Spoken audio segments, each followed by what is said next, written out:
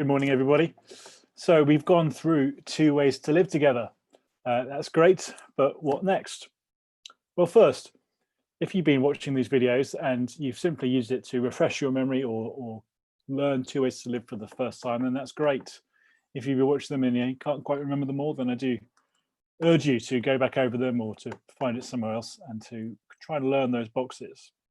Even if we're just able to learn the gospel, know the gospel better for ourselves, then that's a great thing to achieve, isn't it? But as well as knowing the gospel better, we also want to get to know this tool to help us to share the gospel better with others. And there's a couple of different ways that we can do that. Really, there's 3 different ways that I want us to consider now, finally. Firstly, there's the most straightforward way, which may not be the most common way or the most natural way to use it. But it was the way which I first heard it, which persuaded me to become a Christian.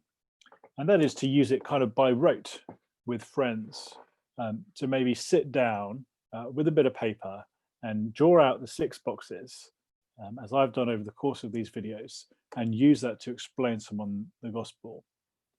That might work very naturally in a context where you're comfortable to do that with someone, or where you're sat down and somebody asks you that very direct question: what is the Christian message? What do you believe?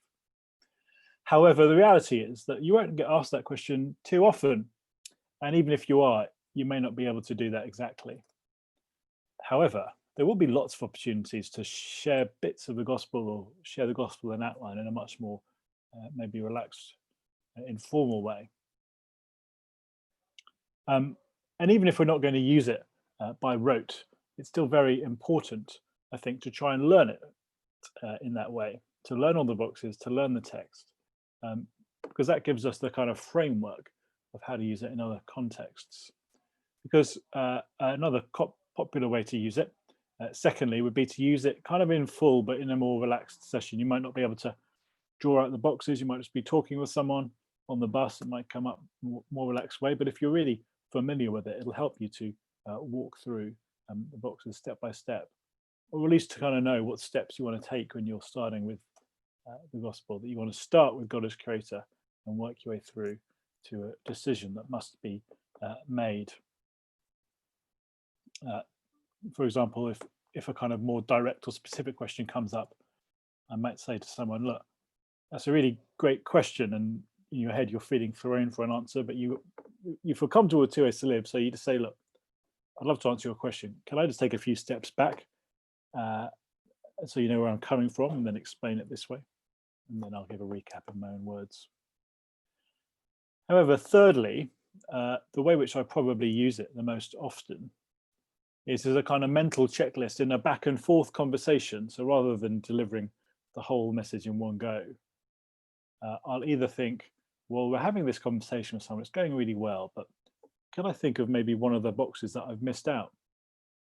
Have we actually jumped to talking about Jesus, but I haven't established the fact that God is the creator and the ruler, because that's really important for setting the tone.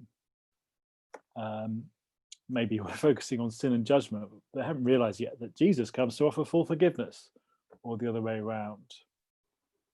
And just having that framework in my head means that I can know where to go, and maybe bits that will help the conversation move forward sometimes when conversations get stuck in a rut.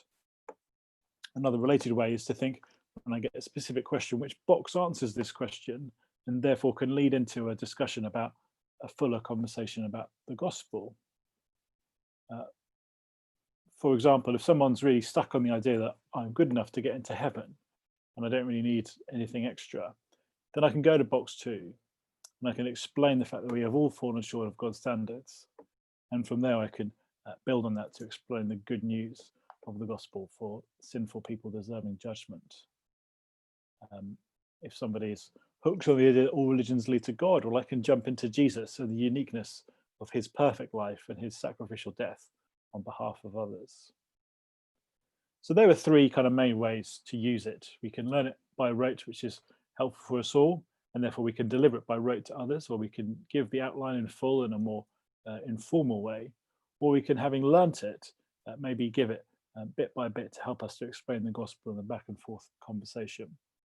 But I do, as we finish this little series, I do really urge you to use it, at the very least to learn it, and to maybe have a go if there's an unbelieving person you know and trust well, maybe say, I've been learning this at church, can I give this a go with you? There's also a kids version. I'll link to that in the show notes, as well as a video of somebody doing that, kind of explaining it by rote in a relatively natural way. The links will be below this video, and I hope that you find those helpful. And I hope that you found these videos helpful, and I hope that we're able to know and to share the gospel better together. That's the end of this little series. In coming weeks, Alistair will be back on here with some new content. Until then, goodbye.